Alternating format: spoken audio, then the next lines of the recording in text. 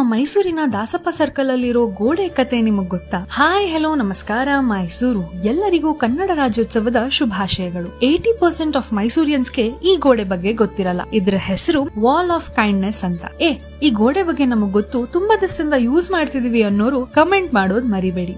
ಇಲ್ಲಿಗೆ ನಮ್ಮ ನೇಪಥ್ಯ ರಂಗತಂಡ ಹಾಗೆ ರೋಟರಿ ಈ ಕ್ಲಬ್ ಮೈಸೂರು ಪರ್ಫಾರ್ಮಿಂಗ್ ಆರ್ಟಿಸ್ಟ್ ಇವರೆಲ್ಲ ಬಂದು ಈ ಜಾಗನ ಕ್ಲೀನ್ ಮಾಡಿ ಅಲ್ಲಿದ್ದ ವಸ್ತುನೆಲ್ಲ ರೀಅರೇಂಜ್ ಮಾಡಿ ಮಹಿಳೆಯರಿಗೆ ಉಪಯೋಗ ಆಗ್ಲಿ ಅಂತ ಸ್ಯಾನಿಟರಿ ಪ್ಯಾಡ್ಸ್ ಹಾಗೆ ಫಸ್ಟ್ ಏಡ್ ಕಿಟ್ ನ ಇಟ್ಟು ಹೋಗಿದ್ದಾರೆ.